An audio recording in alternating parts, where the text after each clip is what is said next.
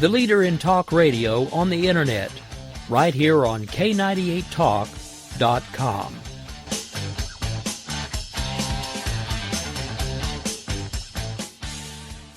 When our water heater broke down last month, it was a nightmare. It took 5 hours for the plumber to show up, and he charged us a couple of $100 just to come out. And then it cost another $1,800 to put in the new water heater. By the time it was all said and done, I felt like I'd been taken. But what else could I do? The smartest thing you can do is get a home warranty from American Residential Warranty. Their home warranties pay to repair or replace all your major appliances when they break, and they will break, and at the worst possible time. Call American Residential Warranty right now for free information on home warranties starting at just pennies a day. Don't wait for your refrigerator to stop running or your ceiling fans to stop turning. Call American Residential Warranty right now. Ask how you can save up to 50% on washer and dryer coverage. Just call 1-800-513-6154. That's 1-800-513-6154. Again, 1-800-513-6154. Call now.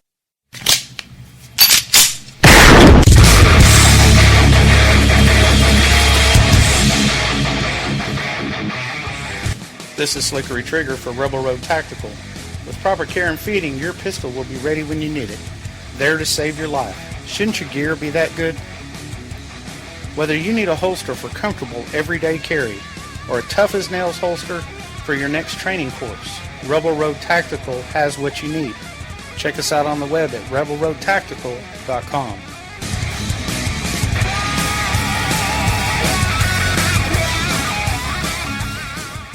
Tired of paying outrageous prices for Viagra? Well, we have great news for you. Now you can finally get Viagra at huge discounts. Healthy Man allows you to save up to $500 on Viagra. Why pay U.S. pharmacy prices of $15 per pill or more when you can get Viagra for less than $3 a pill? Call today and get 40 Viagra pills for only $99. This can cost as much as $600 at your local pharmacy. You can't afford not to call us. If you want Viagra at the lowest prices, never pay $15 a pill pharmacy prices again. Get Viagra for less than $3 a pill. Call 1-800-516-7602 today and save up to $500 and get 40 pills for just $99. Healthy Man is fast, easy, and affordable. Operators are waiting at 1-800-516-7602 to take your call right now. Call 1-800-516-7602. That's 1-800-516-7602. Again, 1-800-516-7602. In these uncertain economic times, you've got to do whatever you can to save money. One of our biggest expenses can be our cars, especially when unexpected repair bills hit. Not anymore. If you own a vehicle with less than 130,000 miles, is less than 12 years old, has a warranty about to expire, or even no warranty at all, you could stop paying for car repairs. Roadside assistance, towing, and rental coverage are all included. Don't wait for the next repair. Make one free call right now to see if you qualify. If your vehicle is less than 12 years old, has less than 130,000 miles, even if it's out of warranty, paying for car repairs can become a thing of the past. Call us right now and get your car protected before your next repair bill hits. Get protection and no more repair bills. Call 800-696-1030. Again, 800-696-1030. That's 800-696-1030. 800-696-1030.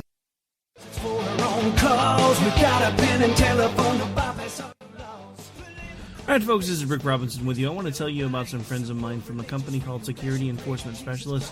When I ran my security agency for 12 years, I worked with one of these partners on a daily basis. He's been involved in this agency now, and with his other partner, they do have over 30 years of experience in the private security industry. If you own a business and you need someone to keep you or your customers or residents safe, then I highly recommend contacting Security Enforcement Specialists today. Give them a call at 405-703-1796. Again, that's 405-703-1796. Again, tell them Rick from K98 Talk sent you. Like I said, if you need the help, they are here for you. So make sure that you go look them up, check them out, and see what they can do. Wrong way. Welcome to the place. Welcome. Joe had huge problems with the IRS. I knew it was coming. I hadn't filed taxes since 1990. All the IRS letters coming in added up to a nightmare. To get up to like $68,000, my heart started beating fast. It's like, there's no way, man. I mean, I ain't going to be able to do this. Then they stopped his paycheck. So that's when I started making phone calls and found U.S. Tax Shield. U.S. Tax Shield went to work immediately. They just took the bull by the horns. What blew my mind is he called the IRS right then and there. So why is U.S. Tax Shield A+ rated with the Better Business Bureau? Joe knows. They saved me a ridiculous amount of money. If you owe more than $10,000 to the IRS or state, choose the company Joe chose, U.S. Tax Shield. It was the best decision I made. U.S. Tax Shield is the way to go. Life is good. Thank you, Lord. Call 800-471-3287. U.S. Tax Shield. Boo-rah. Yes. 800-471-3287. 800-471-3287. The Internet will never be the same. You're listening to K98Talk.com. Whoa! Good God, y'all. What is it good for? Absolutely. Now get set again.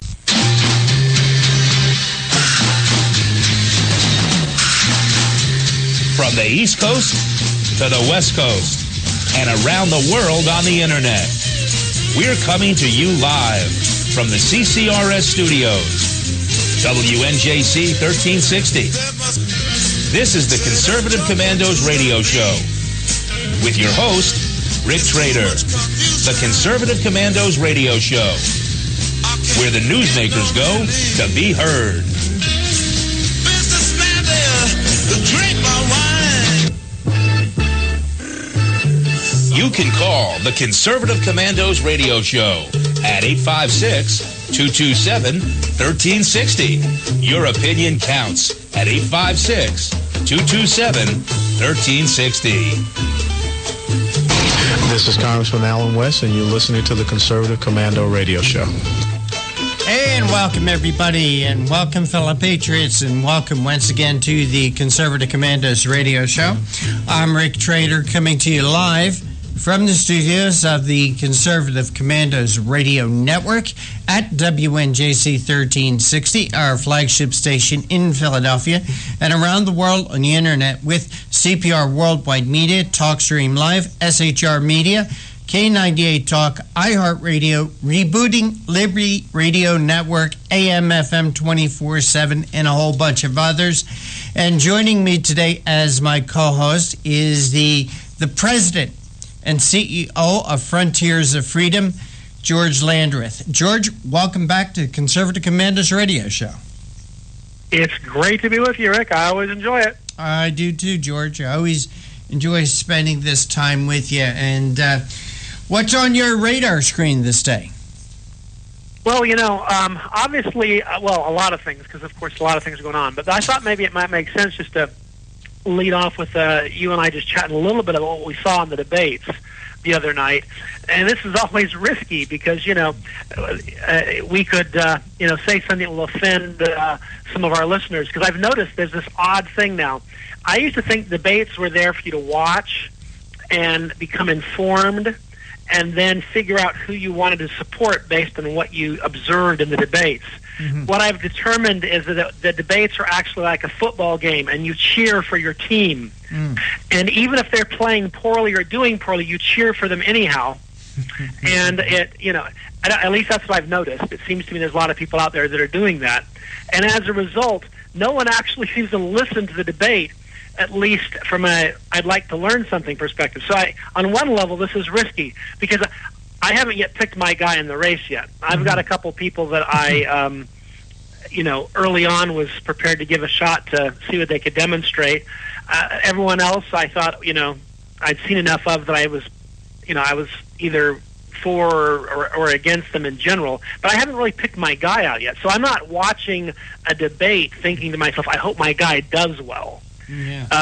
Unlike, say, when I, watch, a football game, I'm rooting for one team or the other, and I don't change my views. Like, for example, when the Redskins played the Patriots, the Patriots are a better team, and they look like the better team. I didn't transition during the game and go, well, I guess I'll be a Patriots fan because they're a better team.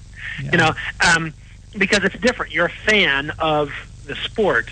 and you're a fan of your team, so you kind of root for them even when the chips are down type thing. But it's a little odd in a primary where the purpose of these debates is not to give us something to cheer about. It's to help us figure out who we want to support. I really do feel like I'm watching a football game with people, and it's just kind of odd. So with that in mind, are you willing to be risky, and we can talk a little about what we saw? Absolutely. Recognizing that we might offend some fans out there? Well, George, if I was worried about offending people, I guess I wouldn't be doing this show. Fair enough. But and I wouldn't do what I do either. I didn't want to lock you into that if that was a problem. No, not at all. And, George, I fall into that category. I have my favorite. I make no bones about it. My favorite is Ted Cruz. When I look at the cast of characters that is running, I've settled on Cruz. Okay, but it's very interesting to watch the debates, and yes, I can understand exactly what you're talking, that analogy that you're talking about of the football game, because I want Cruz to do well. I really do. But I understand that. There's nothing wrong with that. I didn't mean to suggest, but no. My point is, if he had said in the debate, I think our military is too big. I think the best way for us to fight ISIS is to try to get them to like us. I know he didn't say any of this. So I'm not accusing him of saying this. I said, if he said that, you would have been surprised, shocked, disappointed, and you'd probably be looking for a new candidate to support. I would. I honestly would, George. Okay. But you know what, George? You're not actually then truly just a fan yet. You like him, and he's your favorite, but it's not just because you're rooting for him. George, I'm a fan of the United States of America. There you go. I want what I do believe is best for our country. And as of right now, I think that Ted Cruz would be that man. Now, I don't have any particular favoritism to Ted Cruz. In fact, I have been trying for 2 years to get him on the Conservative Commandos radio show without success. So it isn't like that I'm cheering and rooting for him because he's done me any favors. He hasn't. But when I look at this cast of characters that is up there, as well as the cast of characters for the Democrat Party, and when I listen to them, when I think about them, when I look at not just what they've said during these debates, but what they've done in life, I got to be honest with you, the guy that I choose right now is Ted Cruz. But I did come up with an observation in watching the debates, George. And let me ask you, when you were a young man, maybe in your late teens, early 20s, and interested in women, I see Ted Cruz is like a woman who you want to date to have a good time, if you know what I mean. But after you grow up and you mature a little bit, and you're looking for someone to marry, you look for somebody who's a bit more serious, who maybe is a bit more stable, maybe who thinks more like you, and I see Ted Cruz as that type. So he's the more serious. I think he is. Not the. I think he's. I think I like Ted Cruz. I like Donald Trump for the things he says and does. How he doesn't seem to care about what people think or say about him. You know, he goes ahead and says what he wants to say anyway. But I think when push comes to shove, and it's going to get down to picking a candidate, I think a lot of the voters says, yeah, Trump was a good time, Sally, but as far as somebody to commit myself to, I want somebody who's stronger, who's more level-headed, who's had some experience in government, and I think that person is Ted Cruz. Well, that's an interesting way of seeing it. I don't have any fault with anything you said there. I haven't narrowed myself down to one. I probably narrowed myself down to a couple. There's a few that I obviously I dismiss out of hand, just because I'm pretty doggone conservative, and as a result of that, I'm not that interested in attaching myself to somebody who's not conservative. Mm-hmm. But But having said that, one of the things I think was interesting about the debate is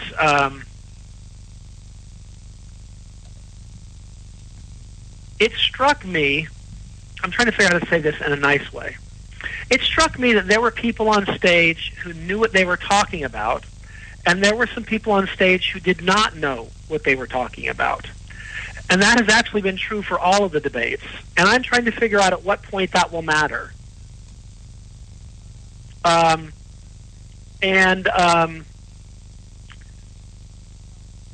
here, I'll just go ahead and come right out with it. When I was a boy, my mother, when I went off to birthday parties, would always tell me, make sure you say thanks, make sure you... There are certain things that, you know, a mother wanted her son to understand. It was, you know, how to be gracious and polite, things that you did and didn't do that, you know, were just not nice things.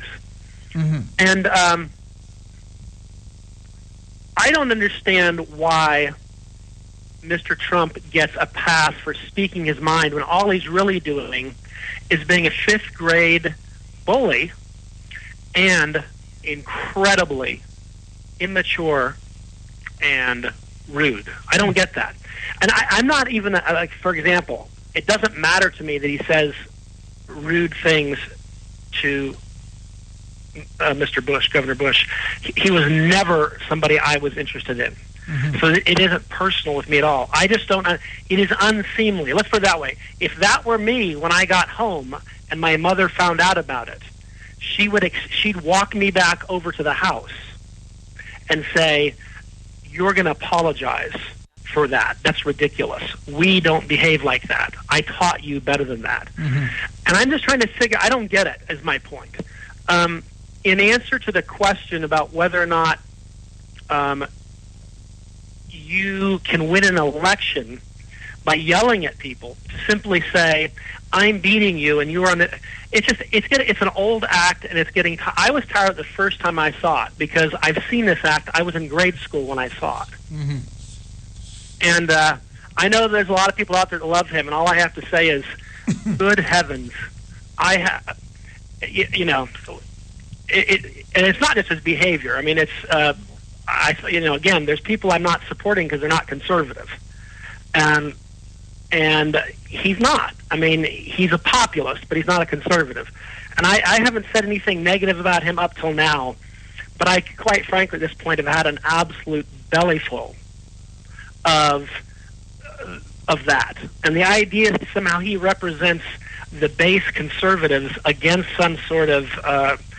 he represents himself, and he's doing a good job of manipulating the rest of us, is all it comes down to, as I can see it. But at any rate, I don't know how many more times he's going to show up to debate, and essentially his act is going to be, I don't know what I'm talking about, I don't have anything detailed to say, I'm going to just tell you how great it's going to be when I'm president.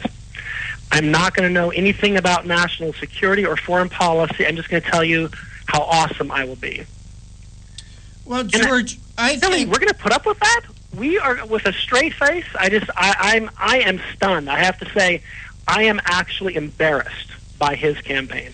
Even though I admit he's doing very well. I mean, he's clever. There's no doubt about it. He's great. Mm-hmm. So anyhow, I'm sure we've just angered all the folks out there that support him. But and by the way, have you noticed the ones that support him? How strongly they support him? I mean, they're solidly in his camp. A lot of them are the same people that didn't like hearing Barack Obama talk about hope and change. Mm. And I guess what I'm saying is and they didn't like Barack Obama talking about how he was going to do everything kind of on his own, as if somehow he were going to be, elected king. And I mean, all I can say is he's going to be our Barack Obama if he's our nominee. Yeah. Because I mean, he will be non-substantive, and he will, never mind. I don't want to go too deep, but I've been careful what I've said. Everything I can say, I can back up, and I can guarantee you somebody who wants to respond back and defend him, because I had these conversations in close quarters with some friends that are supporters of his. There is no response to the things I've just said. Mm-hmm. Does behave badly. All you can say is, I don't care, I'm okay with that. Yeah. And I think that's sad that we've reached that level, because you can be a person deals with substance and wants to fight against the things that the left has done to America without, one, with substance, and two, as a gentleman. I would argue that Cruz has done that. Mm-hmm. I think, so my point is, you don't have to behave like a boorish fifth grade bully. Well, George, to convince us you're a conservative and that you're going to make a difference in America. This is what let's get something really good. Let's get a fifth grader. This is what I say when I talk about Donald Trump, that, being the like a girl that you take out for just a good time. I mean, he's entertaining, he's bombastic. He is that. I think what he's become is a caricature of himself. Hey, George, we got to take a break. We can pick this up on the other side, but you are listening to the Conservative Commandos radio show with George Landreth and Rick Trader. And we're coming to you from the studios of the Conservative Commandos Radio Network at WNJC 1360 AM in Philadelphia and around the world on the internet with CPR Worldwide Media, TalkStream Live, SHR Media, K98 Talk, iHeartRadio, Rebooting, Liberty Radio Network, AM FM 24/7, and a whole bunch of other places. Mr. John Forsyth Jr. working the boards for us today.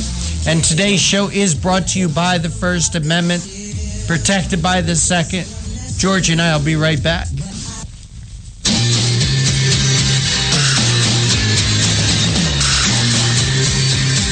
The Conservative Commandos radio show is expanding to become the Conservative Commandos Radio Network. We are establishing a front line of conservative radio broadcasters and ironclad patriots to declare war against the madness of liberalism and the Obama administration. Are you tired of the disregard for our Constitution? Do you still have faith in the American dream?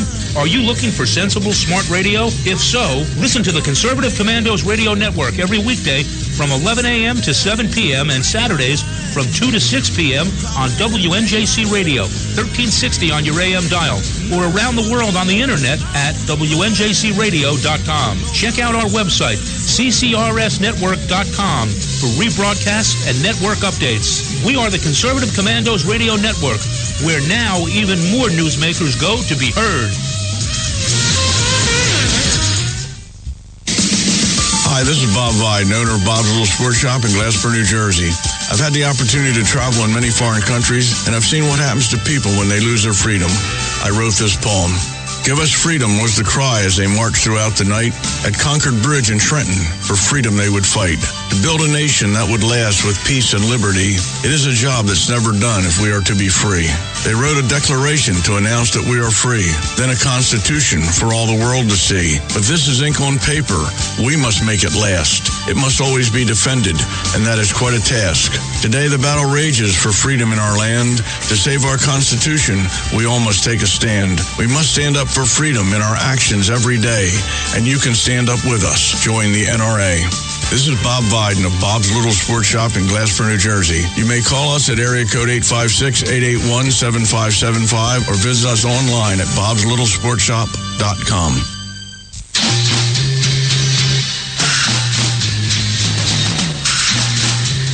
From the East Coast to the West Coast and around the world on the internet, we're coming to you live from the CCRS studios, WNJC 1360.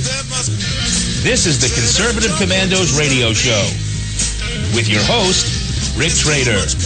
The Conservative Commandos radio show, where the newsmakers go to be heard.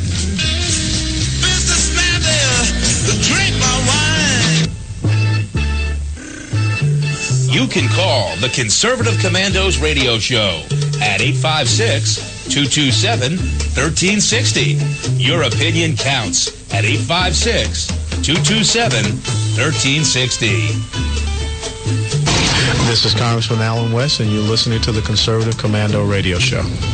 Welcome back to the Conservative Commandos radio show with George Landreth and yours truly, Rick Trader. And for rebroadcasts of our shows, check out our websites, ccrshow.com or ccrsnetwork.com, or mornings at 9 a.m. Log on to leadingedgeradionetwork.com.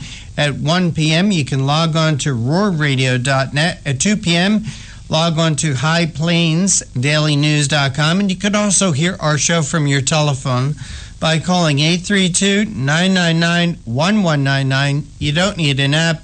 You don't need to download anything. Just remember, write down that number, 832-999-1199. So if you can't get to your radio, can't get to your computer, hopefully you'll have your phone with you. George, we've got couple very interesting guests today. Who will you be speaking with at 4:05? Well, I've got Roger Arnoff. He is the editor at Accuracy in Media, and he's worked through a lot of his life as a journalist, a TV producer, a director. So he's been in that field for quite a while, and he was also the organizer of the Citizens Commission on Benghazi. So he has written, produced, and directed award-winning documentaries, and he's also done some work on how liberals have created everything from neoconservatism to he also had a show called Think Tank with Ben Wattenberg. But he has a really interesting article out, and we want to talk to him a lot about the Muslim Brotherhood and how the media deals with those who, I think, speak the truth about the Muslim Brotherhood. It'll be an interesting conversation because you do have this political correctness out there. Even after all the things we've witnessed, you've got people who just can't bring themselves to tell the truth about terrorists and what they're doing, and he's got a great article. So I think it'll be a very interesting conversation. All right, and at 4:35, we're going to be speaking with Dana Allen. He's the leader of a new television network and website, the American Uncensored News Network. Dana is one of the co-founders and chairman of Newsmax, and he was also the president of American Investigator Television. And Dana's going to be joining us to talk about a documentary he's working on. Why do people become Democrats? And I've seen few previews of it. I believe it's very interesting. I love how the documentary is putting points together in an orderly fashion to make it easy to understand. So Dana is going to be joining us today to talk about the documentary and also talk about school indoctrination, how Democrats, through teachers, through professors, use school indoctrination to build the Democrat Party from the earliest possible ages. So that'll be Dana Allen at 4:35.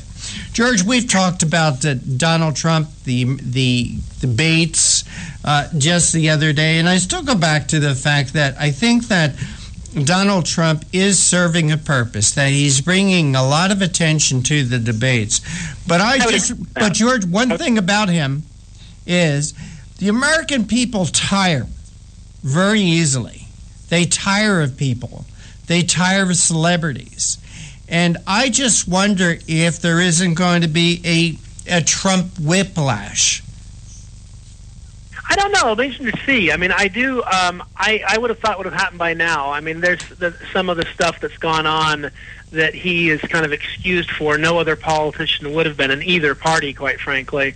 So I don't quite understand. That's what I mean by, to me, politics is. I understand the final analysis in the general election. At some point, it does become you're rooting for your guy, and if he makes a mistake, you still support him because you know that he's your guy and he supports your, values and beliefs.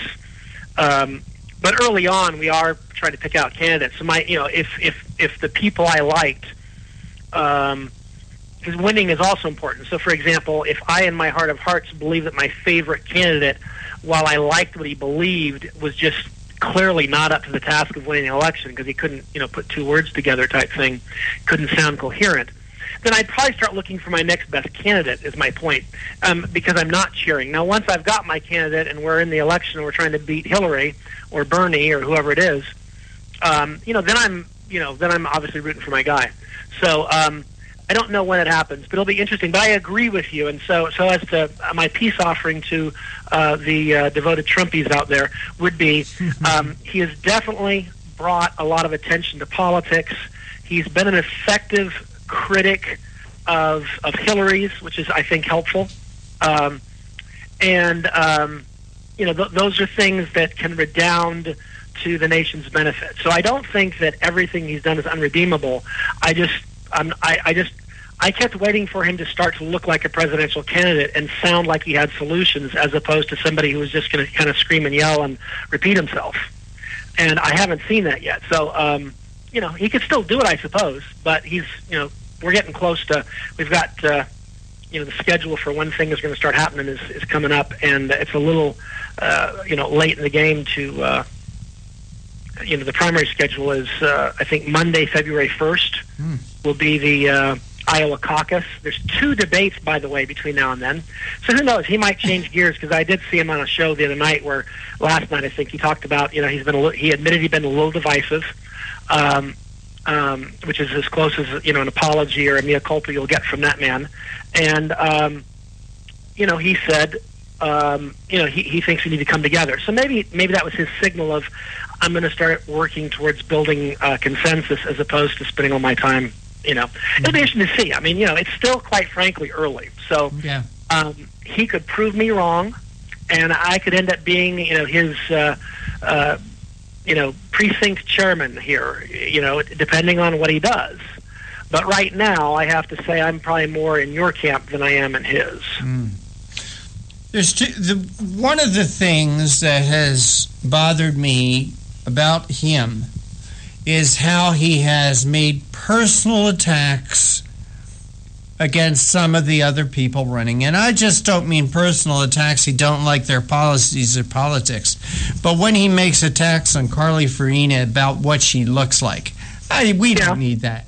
I think... and he has a thing about Ben Carson and where he goes to church. And just, those kinds of things, I think, ought to be out of bounds. And at least the way my mom raised me was poor form. And you weren't just embarrassing yourself, you were embarrassing your family. Yeah. But I can remember as a child, for example, I think I forget what it was, but it was at a store. I was probably 4 or 5 years old, and I think I picked a pack of gum up on the way out, and my mom discovered it.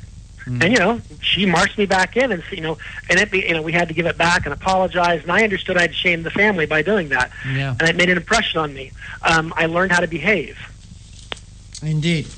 All right, George, we're up against our next break. You are listening to the Conservative Commandos radio show with George Landreth and Rick Trader.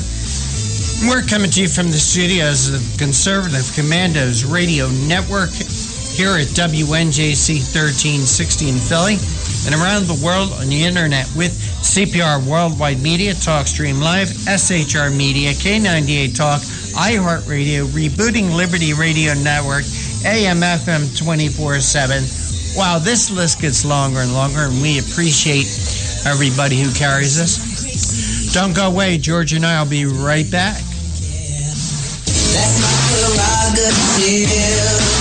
They say I'm nasty, but You've heard Paul Delks playing the music on the Your Music Matters morning show. He is also an experienced mortgage loan officer working for U.S. Mortgage Corporation and assists homeowners navigate the reverse mortgage process. If you are finding yourself asking questions whether or not you set aside enough for retirement, Paul can sit down with you, your family, and your financial advisor and discuss how a reverse mortgage may be a valuable resource for your retirement plan. You will be responsible for paying your taxes and insurance, and the reverse mortgage can help with this and other expenses, such as home health care or other untimely bills. Put Paul's 20-plus years of experience to work for you, as choosing the right option for your situation can be critical. Call Paul at U.S. Mortgage Corporation at 877-213-9977. That's 877-213-9977. Or go to seniormatters.info for more information. U.S. Mortgage Corporation is a licensed mortgage banker in New Jersey, Pennsylvania, and Delaware, and an equal housing lender. NMLS number 3901. U.S. Mortgage Corporation is located at 201 Old Country Road, Suite 140, Melville, New York, 11747. This advertisement applies to first lien mortgages. Paul E. Dilks, NMLS is 485904.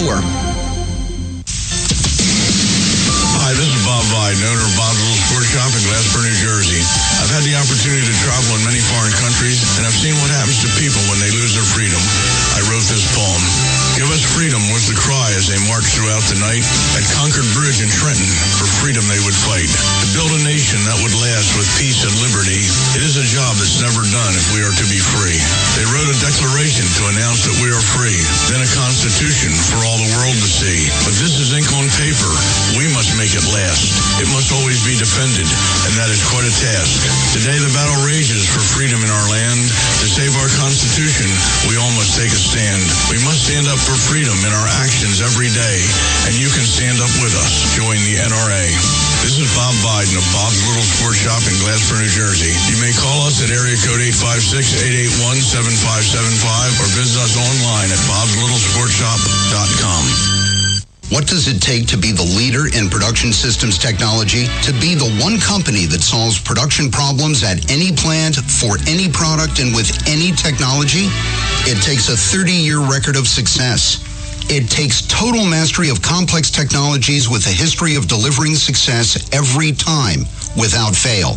Only one company can claim that high ground in manufacturing line optimization, data automation, and systems integration, and that's Philadelphia Control Systems. In factories worldwide, Philadelphia Control Systems programs, software, and engineering solutions deliver optimal performance and output flow with a record that can't be matched. Any plant, any product, any technology. Philadelphia Control Systems, the leader in production automation since 1982. 800-335-9811. PCS4automation.com. That's PCS, the number 4, automation.com. The Conservative Commandos radio show is expanding to become the Conservative Commandos Radio Network. We're establishing a front line of conservative radio broadcasters and ironclad patriots to declare war against the madness of liberalism and the Obama administration. Are you tired, as I am, about the disregard for our Constitution? Do you still have faith in the American dream? Are you looking for sensible, smart radio? If so, listen to the Conservative Commandos Radio Network every weekday from 11 a.m. to 5 p.m. on WNJC Radio 1360 a.m. or around the world on the internet at WNJCradio.com.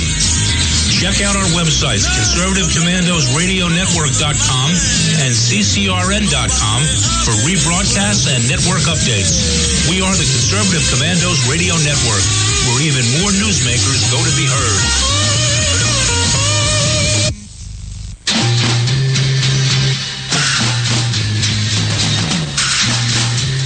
From the East Coast to the West Coast and around the world on the internet, we're coming to you live from the CCRS studios, WNJC 1360. This is the Conservative Commandos radio show with your host, Rick Trader. The Conservative Commandos radio show, where the newsmakers go to be heard.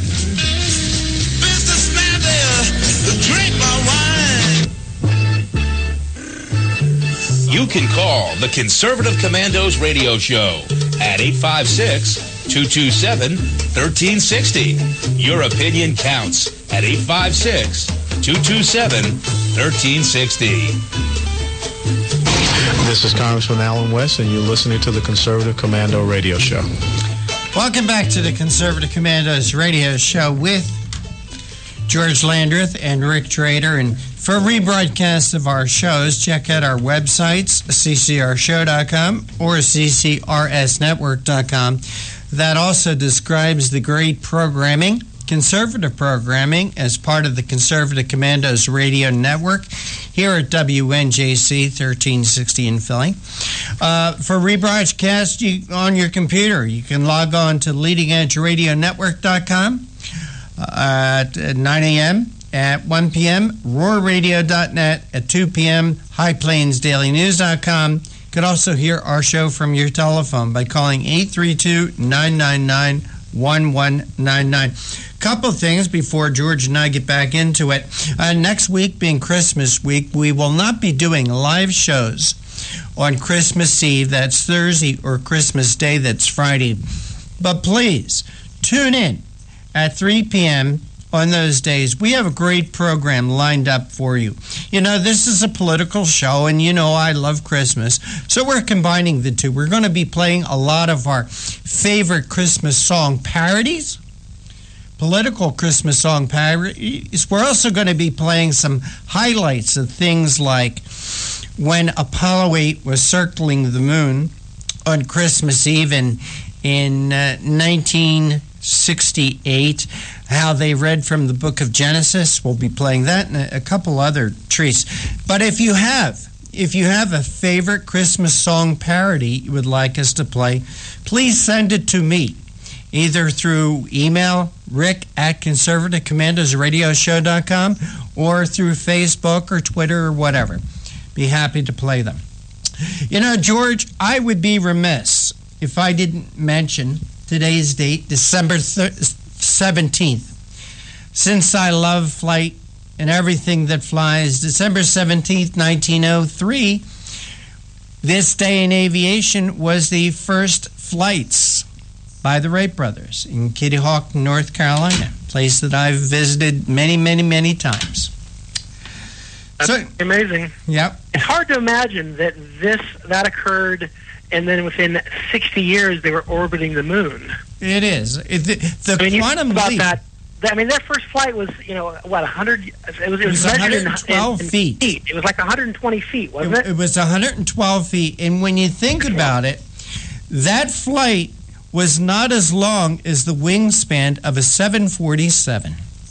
And in 1969, which was 66 years later from that day in Kitty Hawk, 66 years later, we were landing men on the moon and returning them.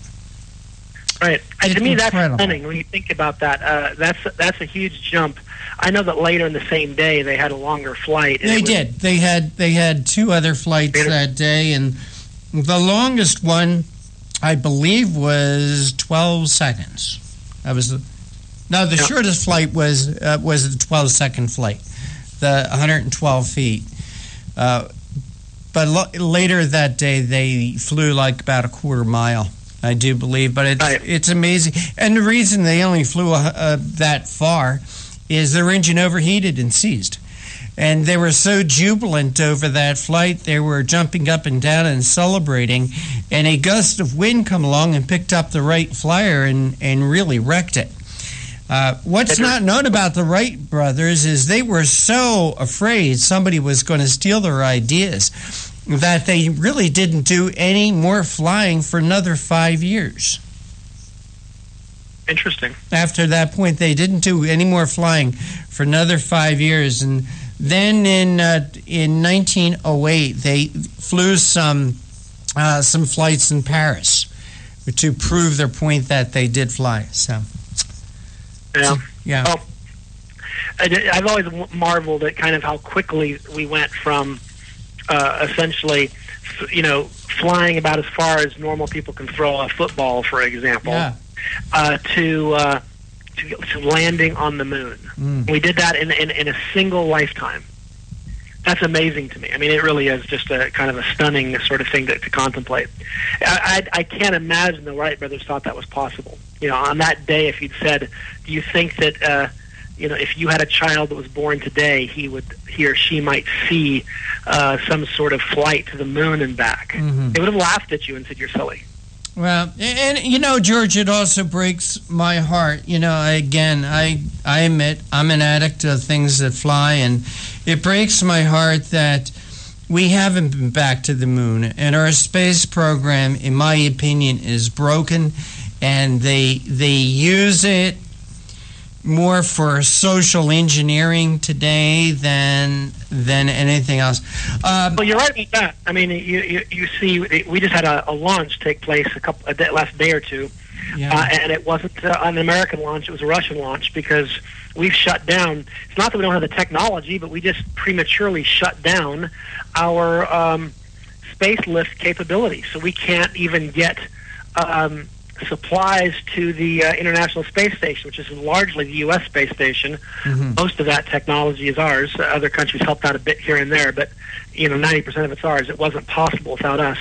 But now we can't even go up there. Now we have to spend $60 million per flight in rental fees to the Russians to get up there. Mm-hmm. It's a very disappointing thing. It's not a priority right now. Just for information-wise, George, the Wright's longest flight that day, their fourth flight was 852 feet. It took up 59 seconds. Just to be exact.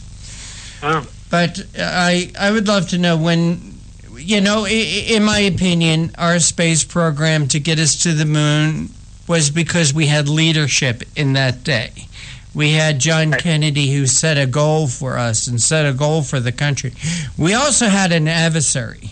We were in a race against the Soviet Union, okay?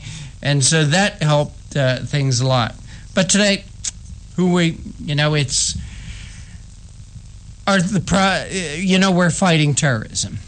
We're fighting terrorism. We're fighting a terrible economy. That's interesting you bring that up, that we're fighting terrorism, because there are some military experts out who have, on that very topic, said that our leaders, and by that I think they mean our president primarily, the executive branch, is effectively inviting more terrorism by its policies. Everything from this attitude of we're much more concerned about hurting the feelings of people who don't live here in the United States. So, in other words, foreigners. We're more concerned about hurting their feelings than we are about protecting the lives of Americans. Mm-hmm. And that those policies will only embolden and invite attack. Because if they believed that we would stop them and could stop them and that they would be unsuccessful in their efforts, fewer would try. Now, there'd still be a few very committed people who would still try nonetheless. And then hopefully we would have, by our serious efforts, be able to stop them. But when you make it clear that it's not really a super high priority to stop, and that it's a bigger priority to deal with climate change, it's a bigger priority to make sure you don't ask politically incorrect questions of people who are coming to the United States from other countries. When that's your primary focus, then you're just inviting trouble, and you embolden people. So to me, it's a dangerous situation. Indeed. And George, we got to take our next break, and you're listening to the Conservative Commandos radio show with George Lander and Rick Trader, and coming to you from the studios of the Conservative Commandos radio network, WNJC 1360 in Philly, around the world on the internet with CPR Worldwide Media, TalkStream Live, SHR Media, K98 Talk, iHeartRadio, Rebooting Liberty Radio Network, AM/FM 24/7.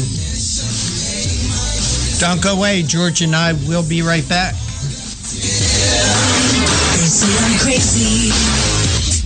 I really don't care. That's my prerogative. They say I'm nasty, but I...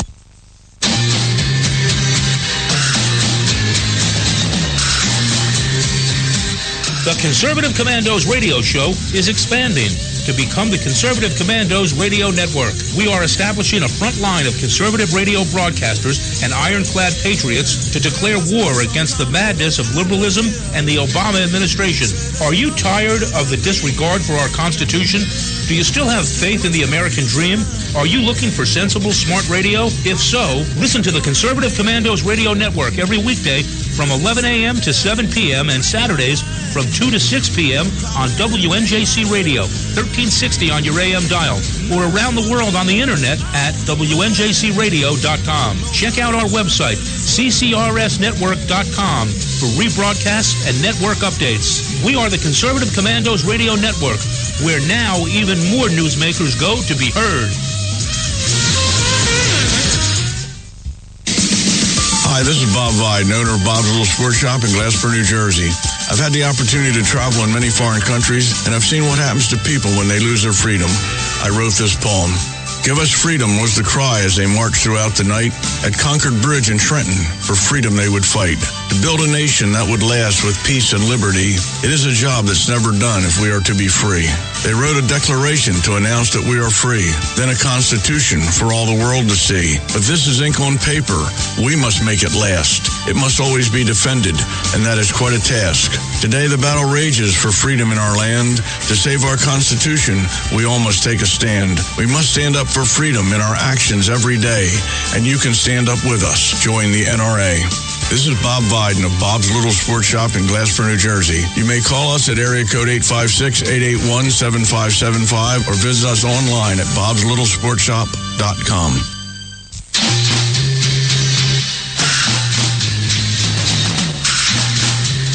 From the East Coast to the West Coast and around the world on the Internet, we're coming to you live from the CCRS studios, WNJC 1360. This is the Conservative Commandos radio show with your host, Rick Trader. The Conservative Commandos radio show, where the newsmakers go to be heard.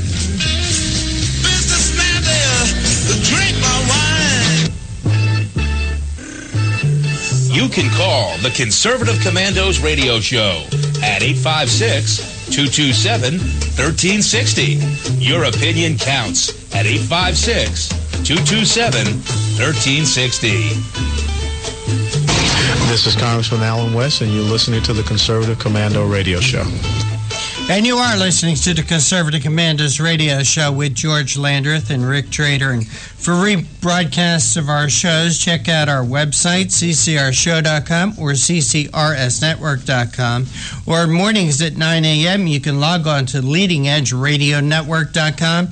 At 1 p.m., roarradio.net. At 2 p.m., highplainsdailynews.com. You can also hear our show from your telephone by calling 832-999-1199. George, during the break, I was thinking about our last conversation that in 66 years we went from the Wright brothers making a 120-foot flight to landing men on the moon and returning them.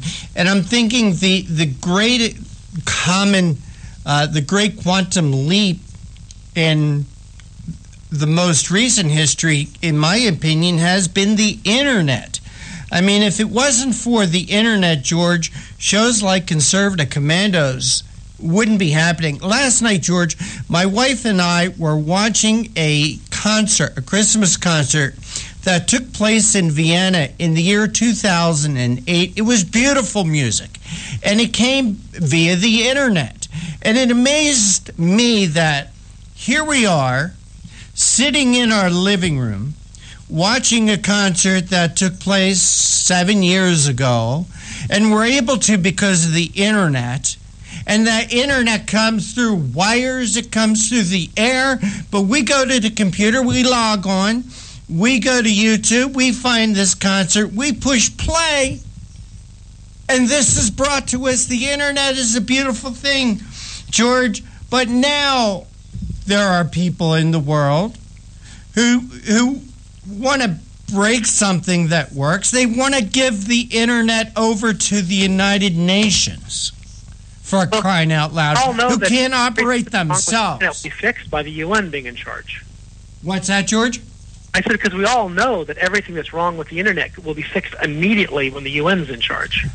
Well, I don't know anything. You know, George, if I think about it, I don't know what's wrong with the Internet. How do you make it faster? And you can update your modem, and the Internet providing companies are always making it faster and whatever. But it seems like the UN can't even get out of its own way. And they're going to be put in charge of the Internet? I mean, and the other problem, of course, isn't just the technological problem of them being in charge of the Internet. One reason why, I mean, can everybody remember what it was like to have dial-up? You know, the reason that the government, fortunately, wasn't involved, if it were, we'd still be using dial-up. But because we, free enterprise is involved, we don't, that's not the issue. And so, to me, it's pretty important that that we keep the internet both for technological reasons, but I would argue the other reason is, quite frankly, even more pragmatic, which is the First Amendment matters. And there is no way that the UN will respect ask yourself this. Around the globe, what country focuses on the importance of free speech the way we do? And if you were to say England or even Canada, you would be wrong. They do not support it the same way we do. And so I guess my point is we should be very careful. Those are great countries. I'm not saying there's anything wrong with those countries, but I don't want them in charge of the internet because, there they have speech codes. You can't offend people. And if that were the case, then, you and I could get banned because, earlier in the show, we were probably offending people. And, it's just, conservatives ought to recognize the importance of free speech because the left is always wanting to have speech codes and to control and to suggest that you can't say this, you can't say that, you can't do this, you can't do that. And it's not that they want us to be polite to each other. They're not trying to, they're interested in controlling content. Mm-hmm. And so the first thing they're going to do is find the things that we say, and by we, I don't just mean you and I mean the things that our listeners say, as unacceptable. And they're going to come out, so the idea of the UN being in charge strikes me as absolute lunacy. Absolute lunacy. I agree with that, George. And I can't find it. I was trying to find it. I saw something, and I'll be honest with you, I didn't read it. It was an article about a pastor. It was either in Canada or Great Britain that was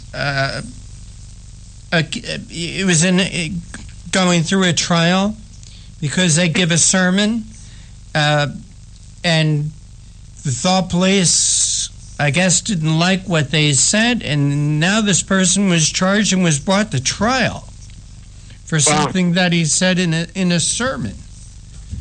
And again, when you talk about free speech, I believe the United States is the only country in the world that has any semblance of a free speech. Our free speech rights are being infringed upon all the time. And I'll give you an example, George. Earlier in the show, when we were talking about Donald Trump, you didn't want to say too much about him because you didn't want to offend anybody who was a Trump supporter. Right. Well, where is your free speech, George Landreth? And I hear you. I'm more concerned about, like there's certain things that my mom taught me I'm not allowed to say, and so I understand. And you could say, well, your mom doesn't respect first, but to me, polite people will speak a certain way. But I don't want government enforcing that. I think moms should enforce that. And I'm all over the fact that my mom taught me there's certain things you do and say and behave.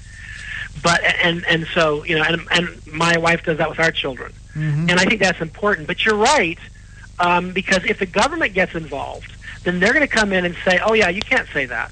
We don't like that. That's not acceptable." And that's very problematic because they're not asking you to find acceptable ways of saying something. They're basically saying, "We don't want you saying that."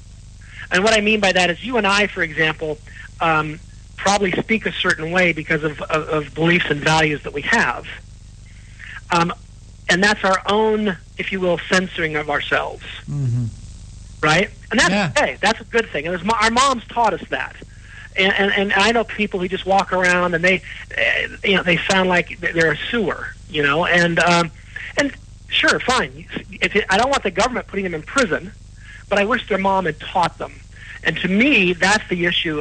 And yet, when you hear people in the UN talk, and you hear international voices talk, what they end up complaining about the internet is not that it needs to be faster or that they need to have, a better standard that makes it easier for different computers or devices to log on to it. Nothing like that. They, believe it or not, their number one complaint is there's too much information and it confuses the populace. Well, let me get you. Want to guess where they're from? The kind of places they're from? Yeah, go ahead. Well, they're from like Iran, They're from North Korea, China, Russia. They're concerned about their populace being misled and confused by all the information out there, and so they feel like government should step in and help alleviate that problem. That is incredible. So, Too much information. So once America gives up the internet, what we're going to be is we'll have that same problem, which is we'll have international voices determining what an American can post on their Facebook page or their website, what news an American can read. So if you like reading if you like going to websites that you go to now, whether it's Drudge Report or Fox News or whatever, Real Clear Politics, those sites would be deemed offensive by the UN and they would not be available to you. Mm-hmm. Half the posts that I see on Facebook that deal with politics would be offensive and they'd be taken down if the UN has its way, because their goal is to the people who want control. That's what they've always wanted. That's the beauty of the internet. Is in the old days it was really easy for government to control the media because you had to own a tower and a broadcaster, and it required a lot of money, and usually millions of dollars, to create this infrastructure for the various. But now the internet, doggone it, anybody can publish, anybody can broadcast, anybody can do this, and it doesn't take a lot of money. And as a result, there's a lot more information out there. And if you're a totalitarian dictator, this is very frustrating for you. Because doggone it, that's not what you wanted. You wanted to be if you see a radio tower go up that's not approved, you just knock it down. Well, how do you get around servers and stuff like that if dissidents are posting things you don't want them to? I'm a big fan of the internet, and the reason is because it is a tool to bring to people information that governments do not want them to have. And I would argue, quite frankly, that Barack Obama doesn't want us to have. Barack Obama is not a committed First Amendment guy. George, could you imagine where our country would be if it wasn't for, one, the internet, two, talk radio? Because our media, the mainstream media, being controlled by liberals, being controlled by the left, being controlled by the Democrat Party. Yeah. People need to go to the internet. People need to go to talk radio to get anything like the truth.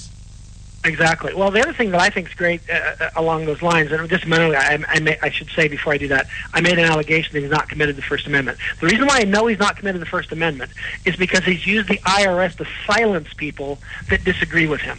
Mm-hmm. He's used many different government agencies, not just the IRS. That's the most famous one. But he's used OSHA, he's used labor, and he's used other agencies to silence those who disagree with him. That's not something that somebody who is a proponent of the First Amendment does. So free speech does not matter that much to him. His speech being free does matter, but your and my speech being free does not matter to him. And so that's why I don't want any government. I don't even want my government in charge. The founders did not want our government in charge of the media. That's why we have a First Amendment. So it's just amazing to me that there are those who are thinking that it's a good idea to turn the internet over to the world's dictators and two-bit potentates.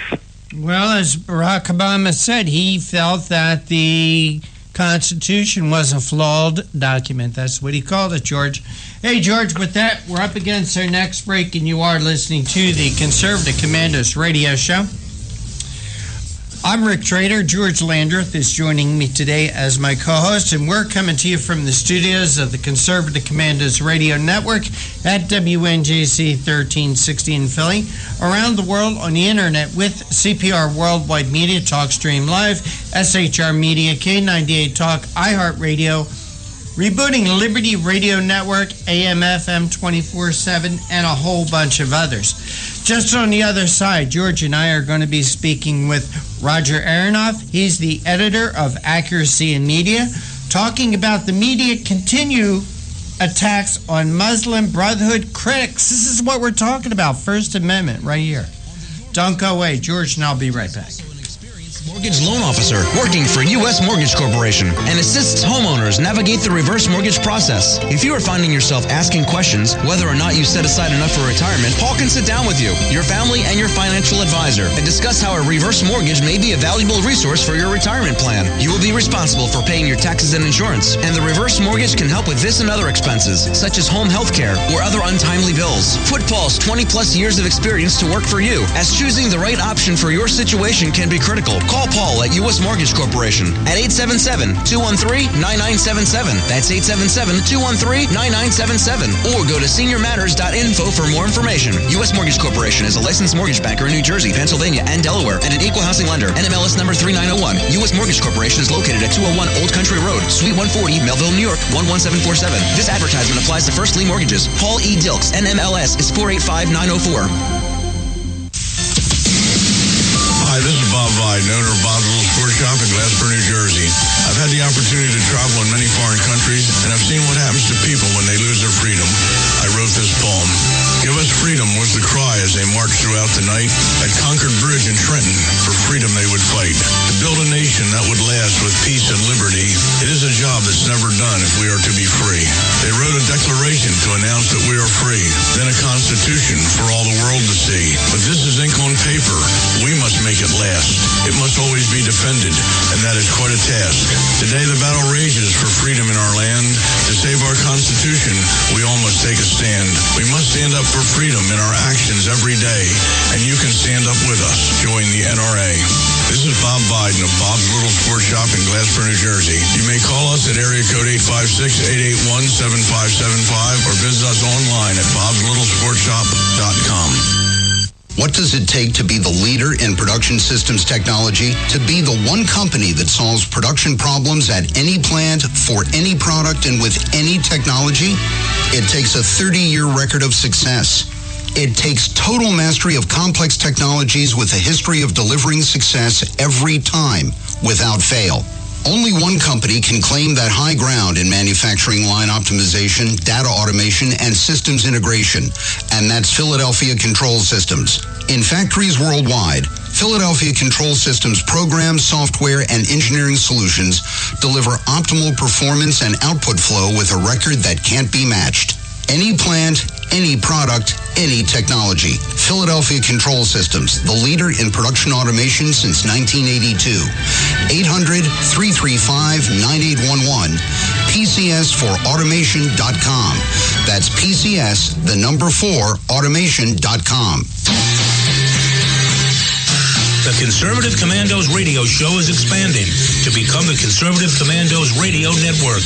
We're establishing a front line of conservative radio broadcasters and ironclad patriots to declare war against the madness of liberalism and the Obama administration. Are you tired as I am about the disregard for our Constitution? Do you still have faith in the American dream? Are you looking for sensible, smart radio? If so, listen to the Conservative Commandos radio network every weekday from 11 a.m. to 5 p.m. on WNJC Radio 1360 a.m. or around the world on the internet at WNJCradio.com. Check out our websites, ConservativeCommandosRadioNetwork.com and CCRN.com for rebroadcasts and network updates. We are the Conservative Commandos Radio Network, where even more newsmakers go to be heard.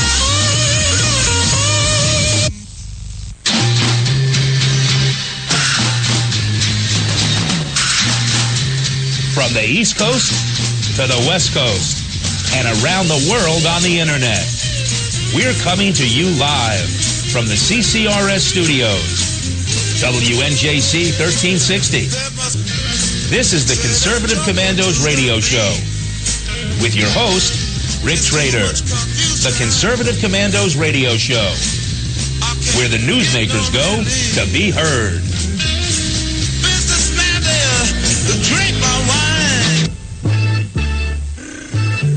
You can call the Conservative Commandos radio show at 856-227-1360. Your opinion counts at 856-227-1360. This is Congressman Alan West, and you're listening to the Conservative Commando radio show.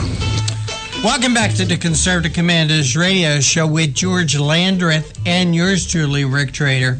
If you want to hear a rebroadcast of this show, please check out our website, ccrshow.com or ccrsnetwork.com. Or mornings at 9 a.m., you can log on to the leadingedgeradionetwork.com. At 1 p.m., log on to roarradio.net. And at 2 p.m., log on to highplainsdailynews.com. Or you could hear our show any time of the day by calling 832-999-1199. George Landreth, we do have our first guest with us today, and will you please make the introduction? Absolutely. We have Roger Aronoff on the line with us. He is the editor of Accuracy Media. He's worked as a journalist, a TV producer, a director, a writer, and a distributor. He was the organizer of the Citizens Commission on Benghazi. He's written, produced, directed award-winning documentaries on a variety of topics, including one that has been on PBS called Fighting Words, The Tale of How Liberals Created Neoconservatism. And he, in 2009, produced a weekly public affairs show on PBS called The Think Tank with Ben Wattenberg. Roger, welcome back to the Conservative Commandos radio show. Great to be with you, George, and you too, Rick. How are y'all doing? Well, we are excited to have this conversation because what we know, hopefully, at least at this point, for those that are slow on the uptake, maybe they just learned it after San Bernardino, but it seems to me you could have learned it back on September 11th, which is that we have to be very careful. There are people in the world who want to hurt us, and they're everything from Al-Qaeda to ISIS to the Muslim Brotherhood to Hamas and so forth. And I suspect that because there is at least some component of this that sounds a little religious, that some people get nervous about it. Maybe that's what drives this. I don't know, but I want to talk about that. Why is it that when one talks about these issues frankly and honestly and points out the risks that are there and who the risks are with, that you open yourself up to criticism? Well, I think it has to do with the fact that we take our religious freedom so seriously as we should in this country. It had a lot to do with what this country was founded upon and why this country was founded, and so we should be very deferential and care deeply and allow people to have their religious freedom and their religious beliefs. It's only when that religion perhaps is more than a religion at times, that members of that religion, some of them are inspired or believe that their religion tells them to do things that are quite disastrous for another place. For instance, 9/11, as you just mentioned. And then we recently had the attacks in San Bernardino and Chattanooga, which for a while the FBI wasn't going to label as terrorism, but even when they do call it terrorism, they hesitate to call it Islamic terrorism. As a matter of fact, the administration goes to great lengths to keep saying that this has nothing to do with Islam, and when these acts keep taking place, but so that's for starters. One of the things that I think is interesting about this issue is I understand, but I think we spend way too much time talking about it, which is because we feel like we have to say it, every minute. There are obviously, Muslims in the armed forces who are patriotic. They're putting their lives on the line to protect us, just like any other member of the armed forces, and they're good Americans. I got that. But when you condemn the Muslim Brotherhood or something like that, there's always I always feel like if you don't spend the first 5 minutes of that conversation pointing out that not every Muslim is bad, and yet at some point it seems like that should just be obvious. That when you talk about the Muslim Brotherhood, we're not talking about the entire universe. We're talking about people who want to kill us. not people who want to worship according to the dictates of their own conscience. And someone can say, well, to me, that's a little frustrating. It's just political correctness. Let me go ahead and make the disclaimer right now. We're not saying all Muslims are terrorists, but I guess we're saying that all jihadists are Muslims, and the jihadists, whether they are the Sunni Muslim Brotherhood types or the Iranian Shiite, they're great concern. We've got a lot to be concerned about, and this is part of what inspired this latest article that we're talking about here today, which I can get into, which absolutely, basically, in following up after what happened in San Bernardino last week on CNN. They had Frank Gaffney and Michael Weiss on to talk about it, and it immediately turned to attacking Frank Gaffney, who is the head of the Center for Security Policy, a former Undersecretary of Defense under Reagan, and someone who I have great admiration for, and I think he's been a powerful force in this country for good and for peace through strength, and he's also been a leading force in bringing to light the Muslim Brotherhood and what they're about and who they are and where they are in this country, and he's been a leading critic of the organization CARE, which is in fact has been clearly identified as a Hamas or Muslim Brotherhood front organization here that poses as a civil rights organization. Absolutely. Well, you're exactly right. I mean, I know Frank. He's done a lot of very good national security work over the years, and I think this is an important issue as well, and it's obviously a national security issue. I will tell you, there's only one area I guess I would disagree with him on any of this. I think he's right on CARE and the Muslim Brotherhood. In some cases, I think he has labeled some folks that are, good patriotic Americans as if they're part of the problem, and he's not factually accurate on that part of it. But I would agree with you that I can guarantee you that's not what he was being attacked for on CNN. He was being attacked because he had the temerity to talk about the importance of battling terrorism and understanding that the Muslim Brotherhood is one of the important international foundational elements of the international terrorist movement. And I think that's important work. It has to be done. And I think it's funny that after all not funny in a humorous way, but in a sad way, that these are conversations that make people uncomfortable. I don't understand it. After the Japanese bombed Pearl Harbor, was it uncomfortable to talk about the need to make sure that we won the war? I hope not. I hope every American wanted to win the war. It's just, right. I do not understand that. Well, I think it comes back to that issue of religion and what is going on in the mosques. We have our churches, we have our synagogues, we have our mosques, and it's somehow gotten to the point where we have come to see that many mosques actually have preachers or imams who are basically encouraging jihad. And, some will say, well, that just means a personal struggle, but others view jihad as actually going after and violently attacking infidels as they see them. And we know there are a lot of plots have come out of some of these mosques, and that's been a big area of concern, and that brings up the area of infiltrating the mosques, and should governments be doing that, and trying to find out what kind of things are being hatched in these places. Absolutely. Well, think about this for a moment. What if I were to start a church with Rick, and we took a traditional holy book and used that as our script, but the real purpose of our meetings was to plan to rob banks and kill people?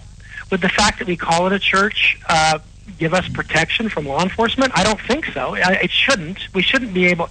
And that's my point. Is when the enterprise is trying to commit essentially not just crimes but acts of war, I don't know how you can hide behind the religion thing. It's very frustrating to me. And I'm all about respecting religion, don't get me wrong. But I think you cross a line when you are talking about killing people and blowing things up.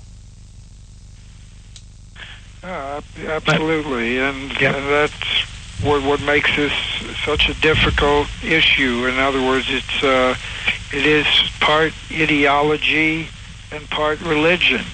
And Roger, we've got to take a quick break. Will you be able to stick with us through the break? Sure. Great. We would love to have you because this is a good conversation. We want to keep it going. We are coming to you live from the Conservative Commandos Radio Network studios, WNJC Radio, 1360, our flagship station in Philadelphia, and, of course, around the world on the Internet with CPR Worldwide Media, TalkStream Live, SHR Media, K98 Talk, iHeartRadio, Rebooting Liberty Radio Network, and AM/FM 24/7. We will be right back. They say I'm crazy. I really don't care. That's my prerogative. They say I'm nasty, but I...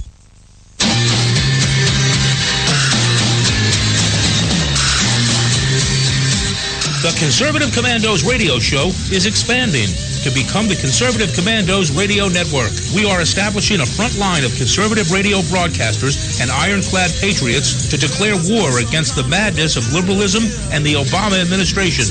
Are you tired of the disregard for our Constitution? Do you still have faith in the American dream? Are you looking for sensible, smart radio? If so, listen to the Conservative Commandos Radio Network every weekday from 11 a.m. to 7 p.m. and Saturdays from 2 to 6 p.m. on WNJC Radio, 1360 on your AM dial, or around the world on the Internet at WNJCradio.com. Check out our website, CCRSnetwork.com, for rebroadcasts and network updates. We are the Conservative Commandos Radio Network, where now even more newsmakers go to be heard. Hi, this is Bob Viden, owner of Bob's Little Sports Shop in Glassboro, New Jersey. I've had the opportunity to travel in many foreign countries, and I've seen what happens to people when they lose their freedom. I wrote this poem. Give us freedom was the cry as they marched throughout the night.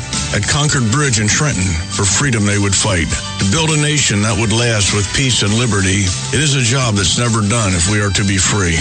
They wrote a declaration to announce that we are free, then a constitution for all the world to see. But this is ink on paper.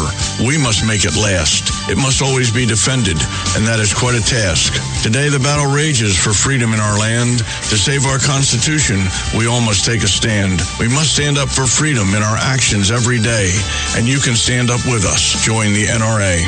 This is Bob Viden of Bob's Little Sports Shop in Glassboro, New Jersey. You may call us at area code 856-881-7575 or visit us online at bobslittle.sportshop.com.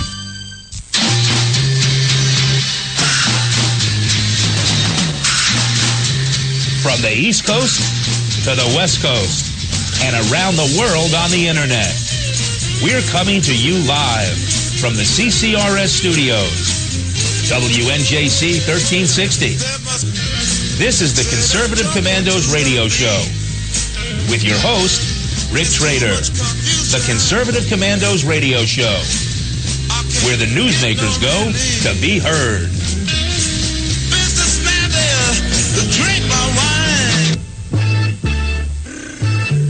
You can call the Conservative Commandos radio show at 856-227-1360. Your opinion counts at 856-227-1360. This is Congressman Alan West, and you're listening to the Conservative Commando Radio Show.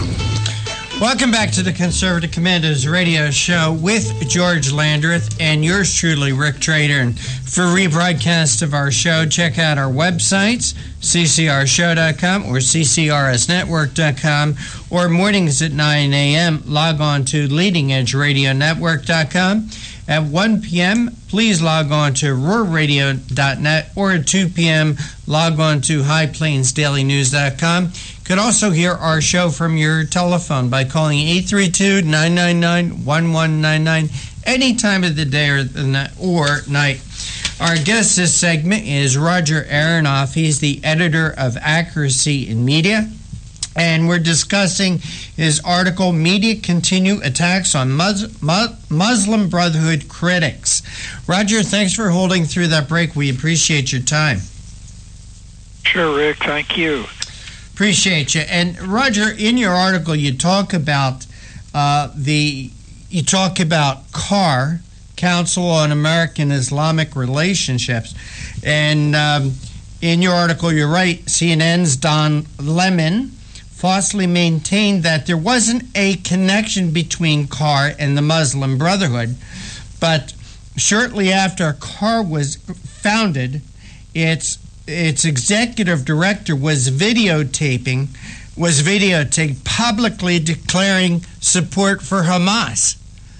So it seems like the media, why do they have their blinders on towards CAR or Islamic fundamentalism wanting to wipe us off the earth? Look, they have sort of worked their way in, I think, rather deceitfully to pretend to be just the moderate Muslims as opposed to the radicals. But, you know, we saw what happened in Egypt with Mohammed Morsi, the head of the Muslim Brotherhood there, and when he came to power, he basically shredded the Constitution. He had the largest gathering of people, 30 million people came out, and basically they overthrew him. But there's many Muslim Brotherhood advisors to President Obama that are surrounding him, and topic that no one wants to bring up. We remember the time when Michelle Bachmann and a few others brought up the fact that Huma Abedin, who's the top aide to Hillary Clinton, has strong Muslim Brotherhood ties in her family. So the real question, and this should be a discussion, should we be concerned about the Muslim Brotherhood, or should we just think of them as sort of the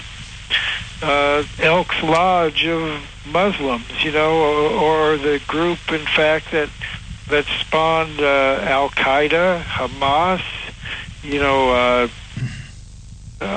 let's see, there are so many of the people that we've become familiar with who have been part of the Muslim Brotherhood, and it's really something that should be discussed. I think it's something that should be asked of every candidate, what they know about them and what they think about them, because Obama really has gotten a free pass on that. The fact he has all these people, advisors, very close to him, who are part of that. So is that a subject that we should be concerned about? Well, Frank Gaffney and the Center for Security Policy think so. Steve Emerson and the Investigative Project on Terrorism clearly think so. And I believe, look, the FBI used to have a relationship with CARE, and after the Homeland Foundation trial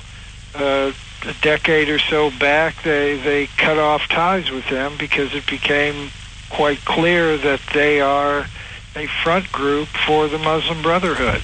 And these are sensitive topics, but it's, our survival is at stake. And you look at what's going on around the world, and we really need to be extremely vigilant and careful and how we proceed. And then you have all these issues when we're trying to vet people coming into the country.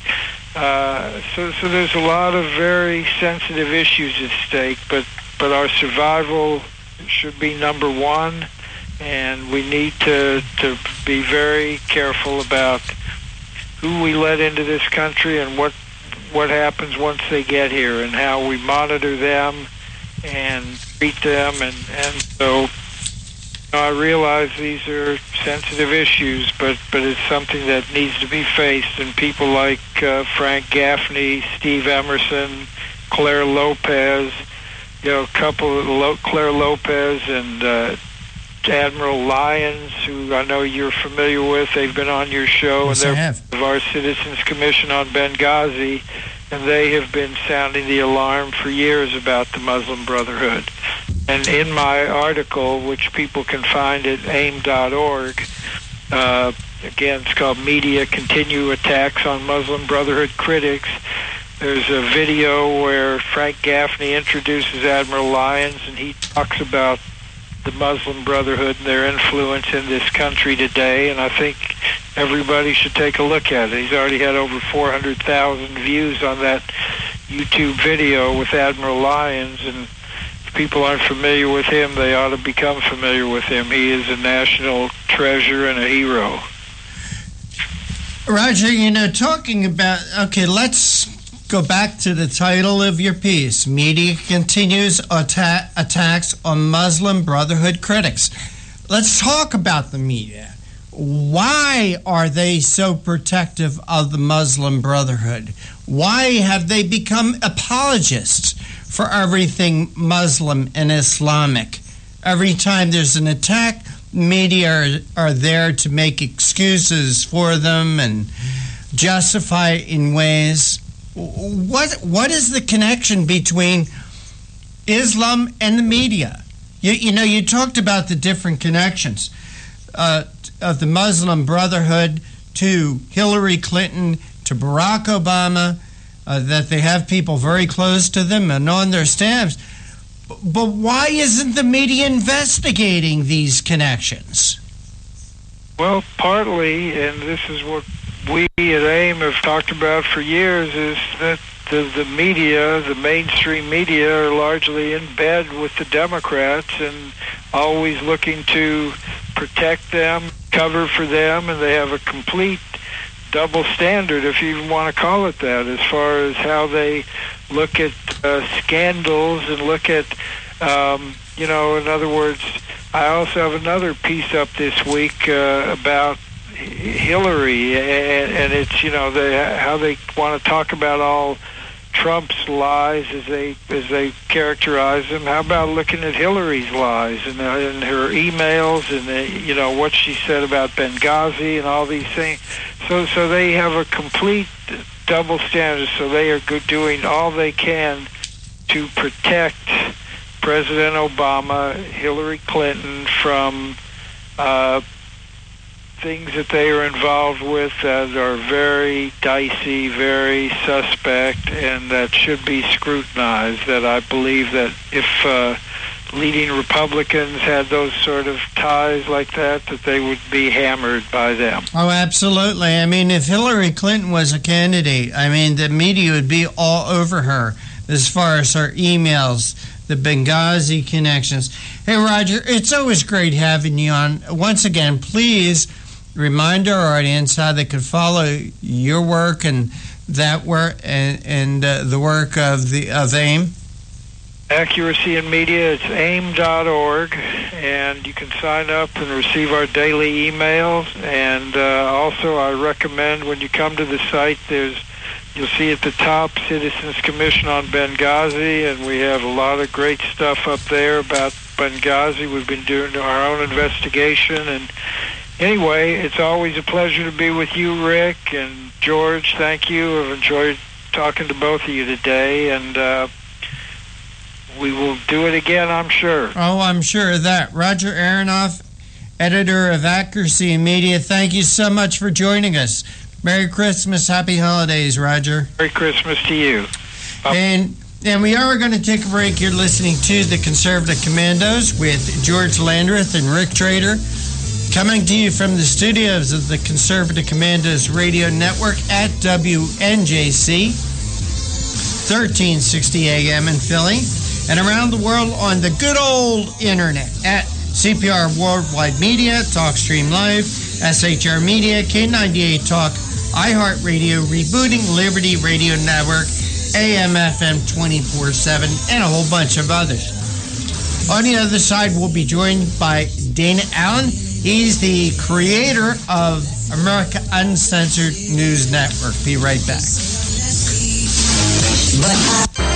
You've heard Paul Delks playing the music on the Your Music Matters morning show. He is also an experienced mortgage loan officer working for U.S. Mortgage Corporation and assists homeowners navigate the reverse mortgage process. If you are finding yourself asking questions whether or not you set aside enough for retirement, Paul can sit down with you, your family, and your financial advisor and discuss how a reverse mortgage may be a valuable resource for your retirement plan. You will be responsible for paying your taxes and insurance, and the reverse mortgage can help with this and other expenses, such as home health care or other untimely bills. Put Paul's 20-plus years of experience to work for you, as choosing the right option for your situation can be critical. Call Paul at U.S. Mortgage Corporation at 877-213-9977. That's 877-213-9977. Or go to seniormatters.info for more information. U.S. Mortgage Corporation is a licensed mortgage banker in New Jersey, Pennsylvania, and Delaware, and an equal housing lender. NMLS number 3901. U.S. Mortgage Corporation is located at 201 Old Country Road, Suite 140, Melville, New York, 11747. This advertisement applies to first lien mortgages. Paul E. Dilks, NMLS is 485904.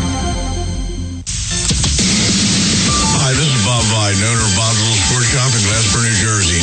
I've had the opportunity to travel in many foreign countries, and I've seen what happens to people when they lose their freedom. I wrote this poem. Give us freedom was the cry as they marched throughout the night. At Concord Bridge in Trenton, for freedom they would fight. To build a nation that would last with peace and liberty, it is a job that's never done if we are to be free. They wrote a declaration to announce that we are free, then a constitution for all the world to see. But this is ink on paper. We must make it last. It must always be defended, and that is quite a task. Today the battle rages for freedom in our land.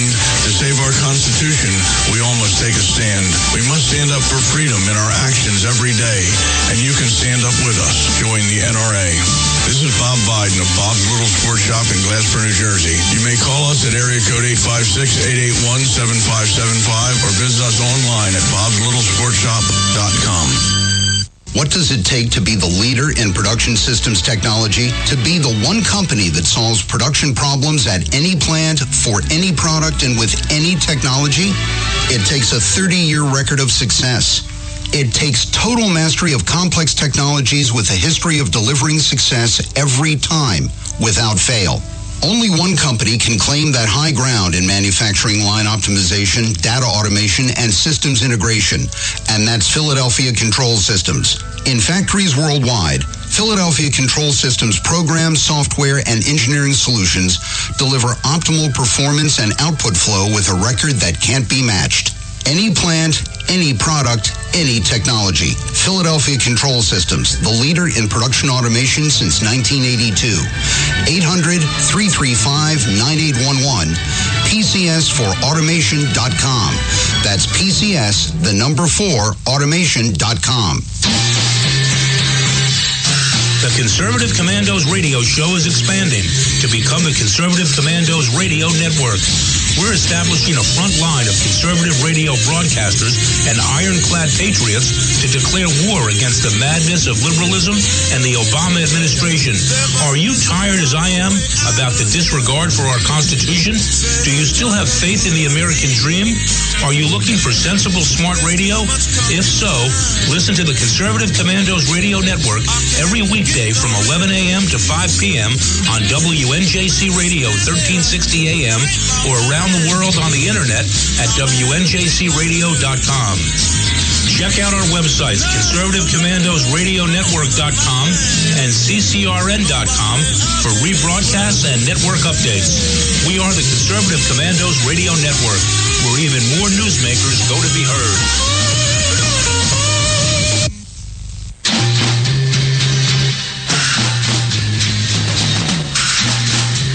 From the East Coast to the West Coast and around the world on the internet, we're coming to you live from the CCRS studios, WNJC 1360. This is the Conservative Commandos radio show with your host, Rick Trader. The Conservative Commandos radio show, where the newsmakers go to be heard.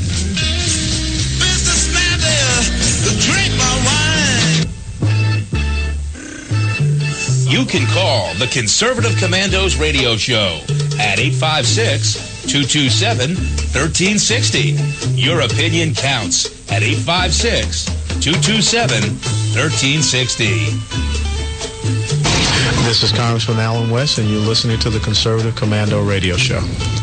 Welcome back to Conservative Commando's radio show with George Landreth and Rick Trader. And for rebroadcast of our shows, check out our website, ccrshow.com or ccrsnetwork.com.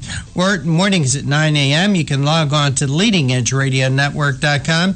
At 1 p.m., log on to roarradio.net. At 2 p.m., highplainsdailynews.com. You could also hear our show from your telephone by calling 832-999-1199. And our next guest is a returning guest, gentleman we love having here on the show. Dana Allen is the leader of a new television network and website, American Uncensored News Network. Dana is the co-founder and chairman of Newsmax, and he was also the president of American Investigator Television. Dana was also the CEO, president, and chairman of Susquehanna Corporation. And Dana, welcome back to Conservative Commando's radio show. Hello, Rick. Thanks for having me on. I think that's Sequoia. Did I? Yeah, Sequoia Data. Sequoia. Sorry I butchered it the first time. But it's great to have you back. Dana, you are heavily involved in what I think is going to be a must-see documentary. Why do people become Democrats? And tell us a little bit about this project. Sure. You've seen a snip that's on YouTube already, and anyone can see it if they want to. Our YouTube channels, American Uncensored News Network, that's the full name of it, and the name of this segment's Why Do People Become Democrats? Number 5, School Indoctrination. Mm-hmm. And, on this, I've surveyed groups of people and asked them, how much more do you think Democrats get of the youth vote simply because of the indoctrination that goes on in grade school, high school, and college? And the average response I get by political pros, people involved, is 20% or more. This is a great corruption of our political system. It's a great corruption of our educational system, and it's very un-American. And it's been going on. When I was in high school, it was going on. When I was in college, it's going on. And today, it's still going on. So what we do is we prove it. If someone has any doubt about it, watch this video. We have about 5 clips of just extreme indoctrination.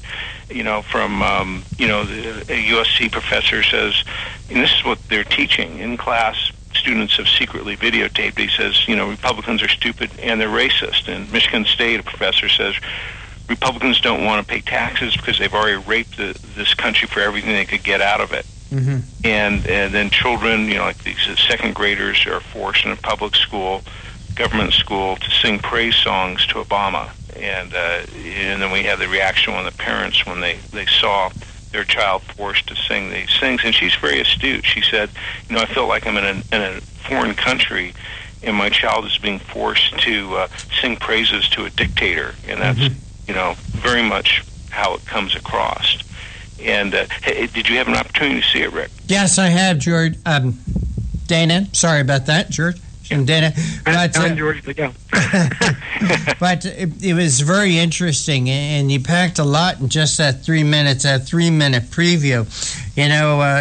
As you said, several examples of students and professors, teachers using bullying and indoctrination in the classroom.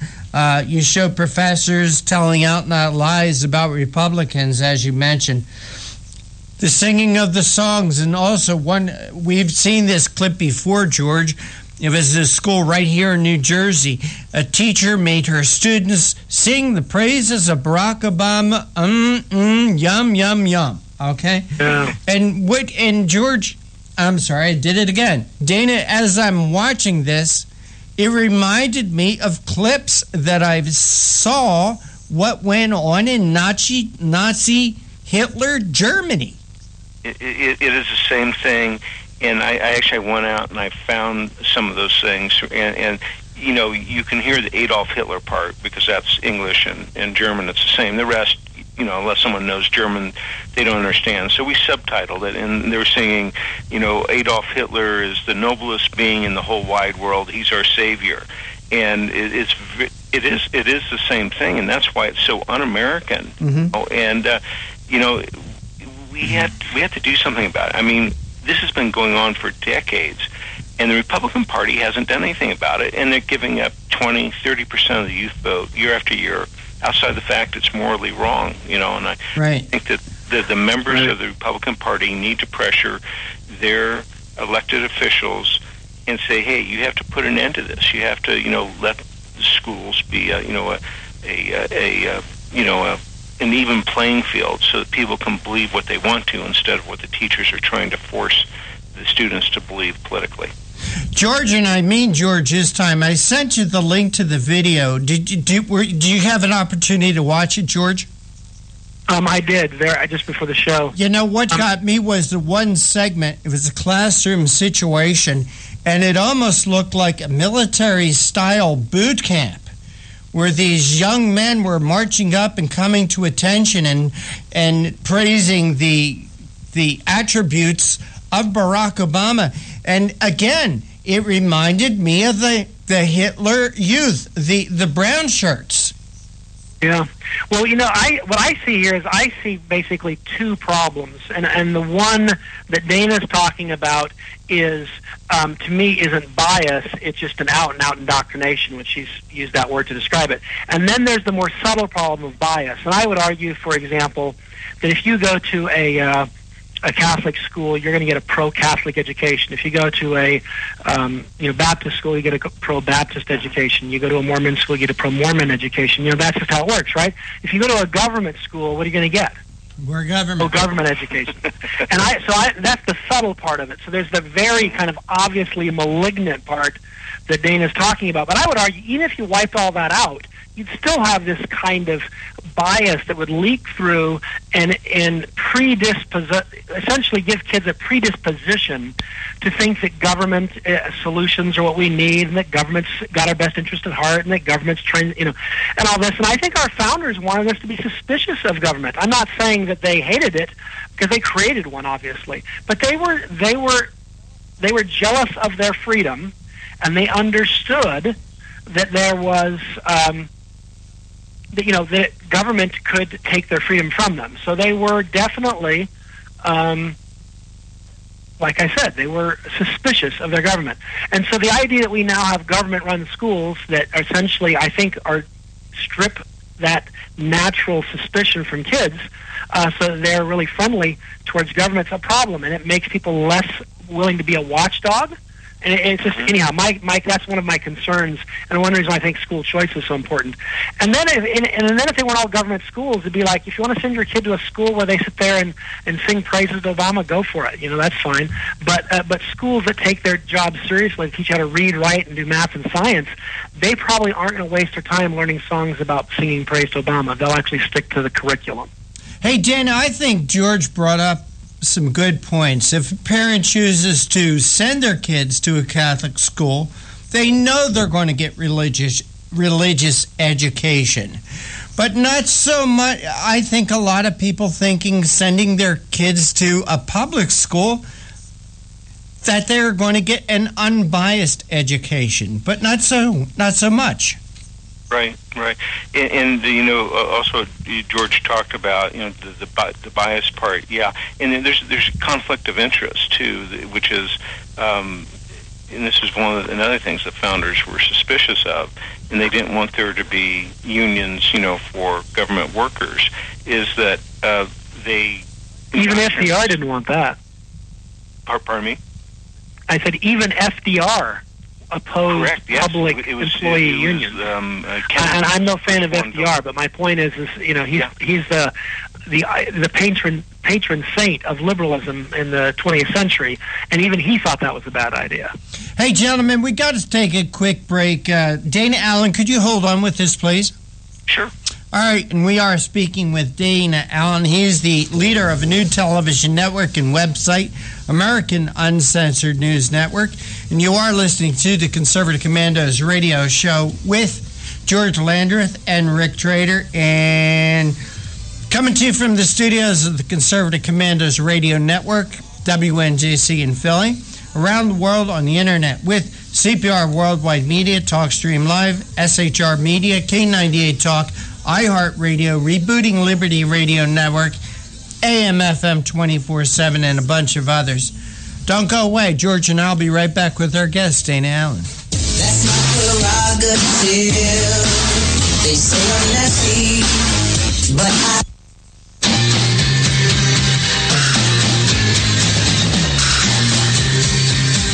The Conservative Commandos radio show is expanding to become the Conservative Commandos Radio Network. We are establishing a front line of conservative radio broadcasters and ironclad patriots to declare war against the madness of liberalism and the Obama administration. Are you tired of the disregard for our Constitution? Do you still have faith in the American dream? Are you looking for sensible, smart radio? If so, listen to the Conservative Commandos Radio Network every weekday from 11 a.m. to 7 p.m. and Saturdays from 2 to 6 p.m.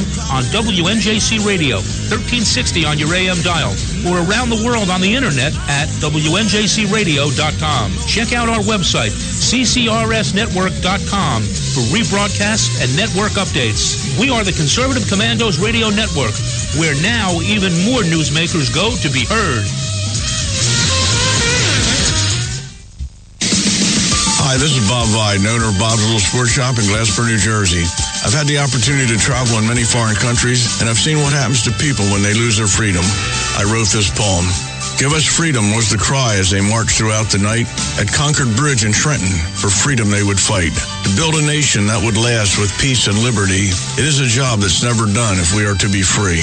They wrote a declaration to announce that we are free, then a constitution for all the world to see. But this is ink on paper. We must make it last. It must always be defended, and that is quite a task. Today the battle rages for freedom in our land. To save our Constitution, we all must take a stand. We must stand up for freedom in our actions every day, and you can stand up with us. Join the NRA.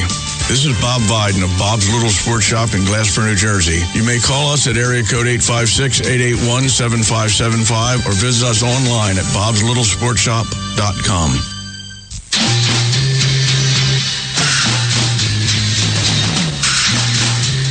From the East Coast to the West Coast and around the world on the internet, we're coming to you live from the CCRS studios, WNJC 1360.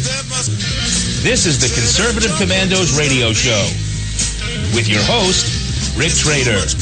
The Conservative Commandos radio show, where the newsmakers go to be heard.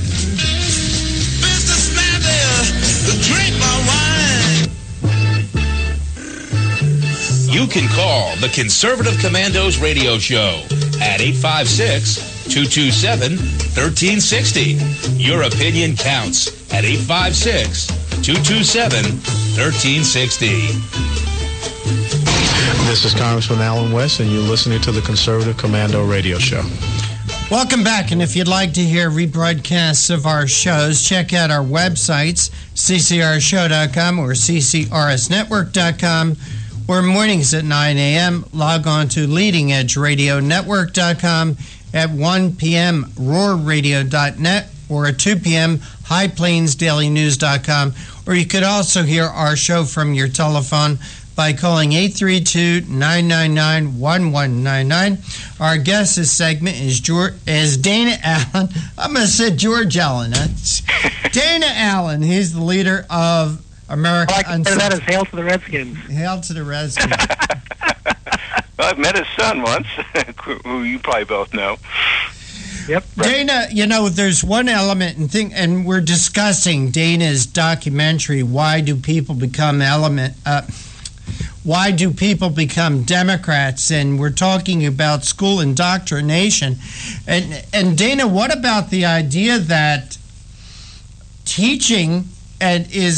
they're teaching revisionist history, and they're also leaving out parts of history, especially about the Democrat Party, how the Democrat Party supported slavery, how the Democrat Party created the Ku Klux Klan, and how the Democrat Party suppressed and fought against voting rights. That's right. They leave that stuff out. Isn't that convenient? They have to leave it out, because if they gave an accurate presentation of Democratic history, it's just not everything that we're ashamed of as a country. You know, there's good things and bad things, but almost all the bad things, from Japanese internment to the three that you mentioned, the experiment where they let the black people die of syphilis, the Tuskegee experiments, is all done by Democrats. And the Trail of Tears was, they campaigned on. They said, if you vote, the first election where Andrew Jackson got into power, he says, if you vote for us, we will do Indian removal. We will, kill off the Cherokees, take their lands away from them, and you can have them. So, it was like a criminal compact between the two. And another criminal compact was in the 20s and 30s. All the major gangsters in the United States were allied with the Democratic Party. Al Capone, Tom Pendergast, Lucky Luciano, etc. And, I've searched, and I can't find anyone back in those days that was a Democrat saying we should stop doing this. They liked it because the gangsters would do voter fraud for them to get them elected, and then they'd let the gangsters get away with, literally, with murder, and that was a compact between the Democratic Party and organized crime. So if they put all this out, which should be put out because it's the truth, it would ruin the Democratic Party. So Dana, you summarized this segment about in why do people become Democrats, school indoctrination, by saying you also make the statement that few are able to withstand the indoctrination. Some recover afterwards. Others stay Democrats for the rest of their lives. Yep, that is true. I know someone that I went to college with who I probably argued with more than anyone else. And 4 years later, she told me, he says, I can't believe this, but I'm going to vote for Ronald Reagan. Well, it might have something to do with, like, something Churchill said at one time: if you're not a liberal by the age of 20, you have no heart. If you're not a conservative by the age of 40, you have no brain. She just grew up. Maybe she got an education after her formal education in college. That's right. The real world, she's mugged by reality. And some of the other ones, I can go quickly through them. Why do people become Democrats? Conformity. Everyone tells you to be a Democrat. Hollywood, the schools, everything. The censorship and propaganda, which is not only in the schools, it's in other places. Another one that's true for everybody, whether Republican, Democrat, Libertarian, or whatever, is household tradition. People tend to, join the same party their parents were in. A major one is they claim to be for the poor. It's a false claim, but the Republicans need to fight that, because if you look at a place like Detroit that used to have the highest wages in the world when Democrats ran it, now it's just a total disaster.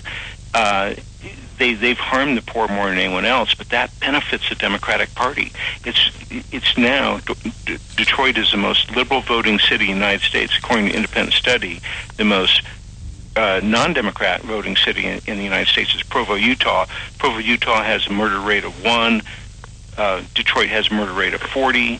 The middle class is doing much better in Provo than Detroit. So if the Democrats can destroy the economy of a city, they don't lose the votes. They go from getting about 50% of the vote to getting 95% of the vote if they can ruin the economy. And that conflict of interest. There's this sort of sick, perverse cycle that gets going, which is they put in place policies to destroy the city, and then when the city's destroyed, they claim that they need more power and more money so they can fix the city. When in fact, they're it would be like, it's like giving the arsonist a pay raise. It just doesn't make any sense, but that's what they do. And then you have states like California where people have destroyed the state, and then they finally leave the state because they say, I can't deal with the taxes anymore. I can't deal with the... And what happens? They then go to some other location and start voting the same way again. Exactly. And you see that from New York. People flee New York, they move to Florida, and then they started trying to turn Florida into New York. I don't understand it. Unfortunately, it's absolutely true. And there's some, actually something encouraging on this. This video I put it on Live Leak too. Over 10,000 people watched that thing in 2 days. Wow. Pricing or anything. Just putting it on Live Leak, people handed it to other people. And, it's very political, and it's taboo, what's in that video. And that was encouraging me that people are waking up to how serious this problem is. And there's some other things that are much less patable than, let's say, just being family tradition as to why people come Democrats. People generally, divide up. There's a variety of ways, but one is people are like giver builders, and then there's people that are taker, hater, destroyers. People like pirates, criminals, etc. And there's very strong strain in the Democratic Party for people being taker, hater, destroyers, and that's why 90% of the people that are in prison are Democrats, and why the neighborhoods or cities can be 10, 50, or even 100 times more higher violent crime rate in the most Democratic areas as compared to the Republican areas is because of this taker, hater, destroyer mentality, and it's a pirate mentality, and they end up being their own victims, because like there's this one part of Cleveland that votes 96 to 100% Democrat, and the violent crime rate in that neighborhood is 114. And the violent crime rate in the least Democratic voting district in Ohio is 1. So it's 114 times, more violent crime there, which means that the average person has an 11.4% chance each year of being murdered, raped, or robbed. Dana, you're making the argument why parents, in my opinion, should either homeschool their children or send them to private schools. Yeah. Some of the best children I know are homeschooled children, and all the myths about they won't be socialized, it's not true. They do better in college when they get to college than the ones that go through government schools. They get into trouble less drugs, and in my experience, they're smarter. And Dana, we got to run in a couple of minutes, but we have a young man that works here for us, Mateo. He works at boards for us once a week. He's a sophomore at Rowan University, very bright young man. And he tells me some of the things that he has to deal with in dealing with teachers. Their biases. Mateo is a very conservative young man. But he is appalled by the propaganda his professors put the rest of the classroom through. Right. Well, tell Mateo, just like those people, how we got all those videos was some brave students pulling out their cell phones and videotaping the professors during the indoctrination. So, suggest to him to try doing the way that he's least likely to. But if Mateo can get some videotapes of the professors doing that, we'll be glad to broadcast. Hey, Dana, got to run real quick. Please tell our audience again how they could see the video, how they could follow your work and that of American Uncensored News Network. Sure, thank you. Go to aun-normal-tv.com, and this story is up about the Democrats. If you click on national stories, if it's been, pushed down below the first page, you'll get to see all of them, so it'll be very easy to find. And a little bit of news. We just got a hold of Channel 14 in Reno. And wow. Yeah, so we have 11 TV stations in total now. 8 are on the air. 3 will be on the air, as soon as we can hook them up. And, thank you for having me on today. Well, Dana, I'll always enjoy it. Take care. Merry Christmas, Dana. Goodbye. Take care. Hey, George, I want to thank you for sitting in today as my co-host. Always a pleasure. Absolutely. It's great to have been with you. And I also want to thank our other guest today, Roger Aronoff. I want to thank Mr. John Forsythe Jr. for working the boards. But for right now, we're out of time. We got to run. We got to go. Take care. God bless. We'll see you tomorrow on the radio.